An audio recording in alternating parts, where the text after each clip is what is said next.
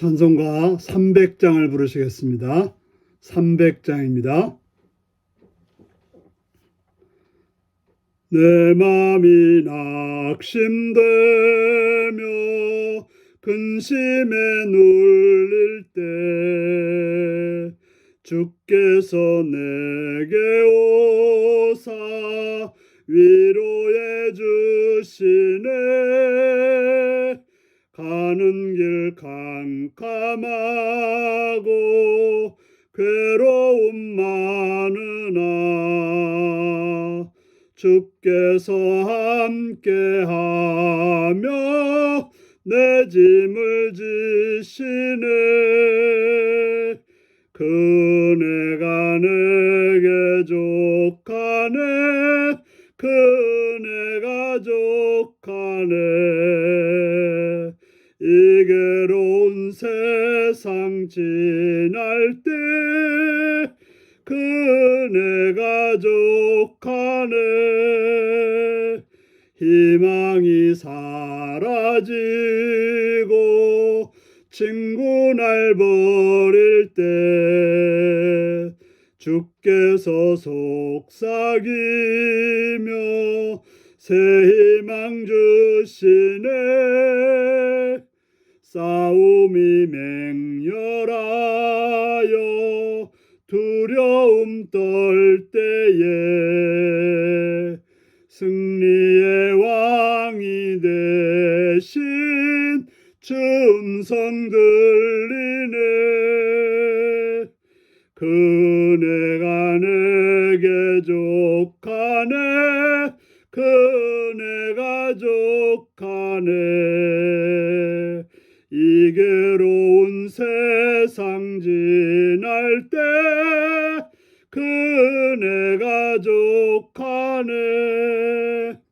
번민이 가득 차고 눈물이 흐를 때 주 나의 곁에 오사 위로해 주시네.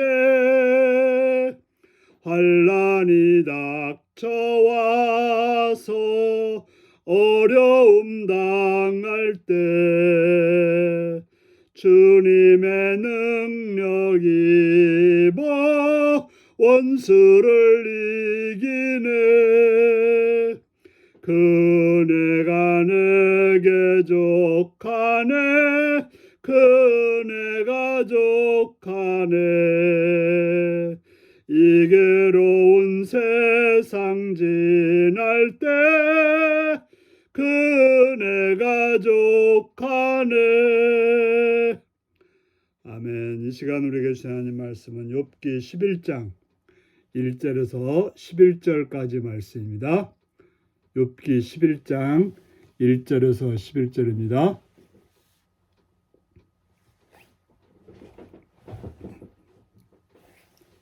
기도하시겠습니다. 라마 사람 소발이 대답하여 이르되 말이 많으니 어찌 대답이 없으라. 말이 많은 사람이 어찌 의롭다 함을 얻겠느냐. 내 자랑하는 말이 어떻게 사람으로 잠잠하겠으며 내가 비웃으면 어찌 너를 부끄럽게 할 사람이 없겠느냐. 내 말에 의하면 내 돈은 정결하고 나는 주께서 보시기에 깨끗하다 하는구나. 하나님은 말씀을 내시며 너를 향하여 입을 여시고 지혜의 오묘함으로 내게 보이기를 원하노니 이는 그의 자식이 광대하심이라. 그의 지식이 광대하심이라. 하나님께서 너로 하여금 너의 죄를 잊게 하여 주셨음을 알라. 내가 하나님의 오묘함을 어찌 측량하며 전능자를 어찌 능히 완전히 알겠느냐. 하늘보다 높으시니 내가 무엇을 하겠으며 스울보다 깊으시니 내가 어찌 알겠느냐. 그의 크심은 땅보다 깊고 바다보다 넓으니라. 하나님이 두루 다니시며 사람을 잡아 가두시고 재판을 여시면 누가 능히 막을 쓰냐. 하나님은 허망한 사람을 아시나니 악한 일은 상관하지 않으시는 듯하나 다 보시느니라. 아멘. 오늘 말씀은 욥이 하는 말을 듣고 라마 사람 소발이 욥에 대해서 하는 말이 나오고 있습니다. 우리가 고난당하는 사람들을 만났을 때 가장 중요한 게 무엇일까요? 지금 욥이 고난 속에서 여러 말들을 했습니다. 너무 힘들어가지고 너무 고통스러워서 여러 말들을 했죠. 그런 욥에게 어떻게 다가가야 좋은 친구가 될 수 있을까요? 가장 중요한 것은 공감하는 것입니다. 그의 아픔을, 그의 하는 말을, 그의 고통을 공감하는 것이 친구로서 가장 해야 될 말인 것입니다.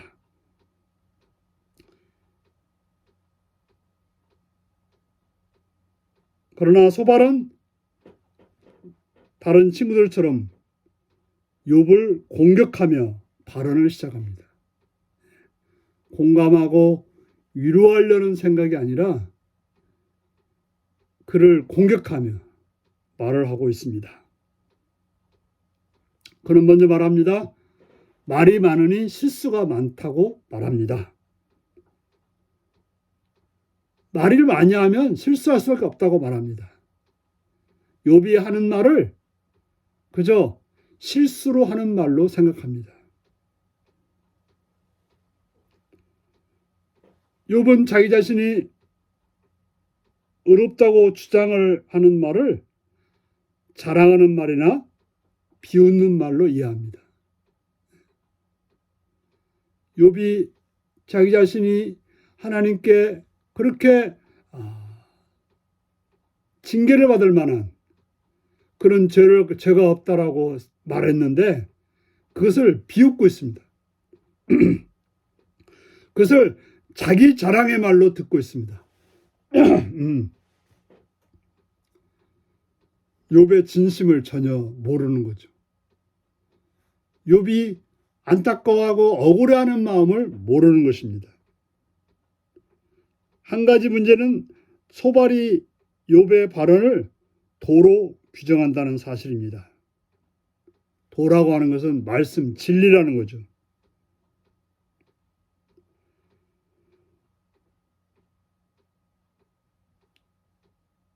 도는 진리로 수용할 수 있는 가르침을 말합니다.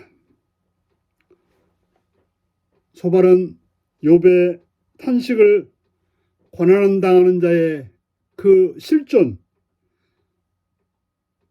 그 고난당하는 자의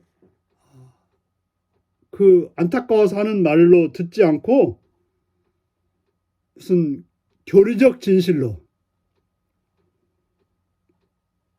듣고 이해하고 평가하려고 합니다. 그러니 욥에 대해서 바르게 말을 못하는 것입니다. 잘못 생각하니 엉뚱한 말이 나가는 거죠. 잘못 보니 잘못 이해하니 바른 말을 못한 것입니다. 하나님은 인간 탐구 영역에 넘어 계신 분입니다. 소발은 욥의 주장을 반박하고자 지혜의 오묘함을 말하고 있습니다. 그는 하나님이 욥에게 지혜의 오묘함을 깨닫게 해주기를 바랍니다. 그러면서 하나님이 욥의 지은 모든 죄에 대해 처벌하지 않으시고 욥을 가볍게 처벌하신 사실을 알아야 된다고 말하고 있습니다. 하나님이 욥의 죄를 다 처벌한다면 이 정도는 약관하는 거죠. 하나님이 봐줬으니까 너 이 정도지 하고 도리어 위로보다는 더 압박을 하고 있습니다. 그런 소발은 하나님의 오묘하심이 높고 깊고 넓으면서 사람이 도달할 수 있는 한계를 넘어선다고 말합니다. 틀린 말은 아니죠. 하나님은 우리의 생각과 말과 모든 것에 넘어서시는 분입니다.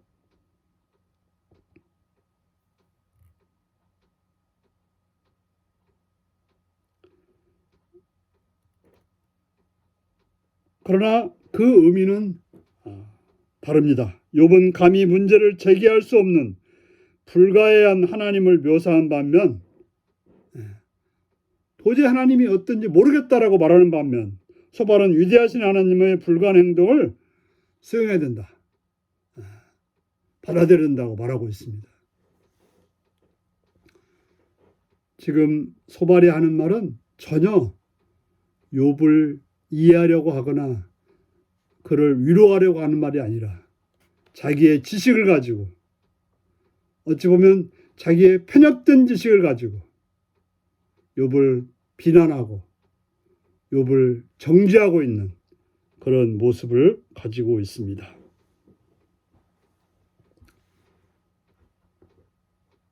우리는 친구가 있다면 그 친구를 위로하고 이해하고 용납하는 것이 중요합니다.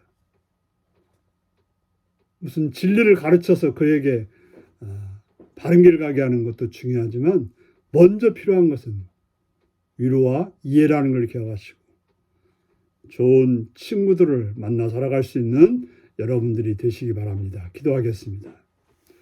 자비로우신 아버지 이름을 찬양합니다. 오늘도 주의 말씀으로 권고하시는 주의 음성을 듣게 하시니 감사합니다. 우리로 하여금 가족을, 이웃을, 친구들을 선한 마음으로, 바른 마음으로 만날 수 있게 하옵소서. 우리의 얄팍한 지식으로 비난하며 욕하며 책망하는 자가 아니라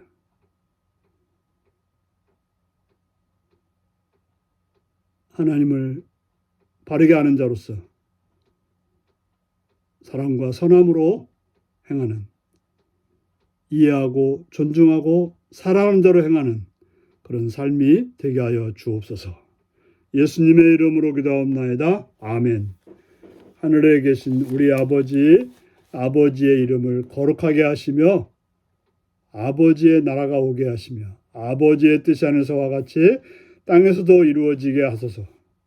오늘 우리에게 일용할 양식을 주시고 우리가 우리에게 잘못한 사람을 용서하여 준 것 같이 우리 죄를 용서하여 주시고 우리를 시험에 빠지지 않게 하시고 악에서 구하소서. 나라와 권능과 영광이 영원히 아버지의 것입니다. 아멘. 말씀 묵상입니다. 소발이 욥의 발언을 도라고 칭한 것은 어떤 의미일까요?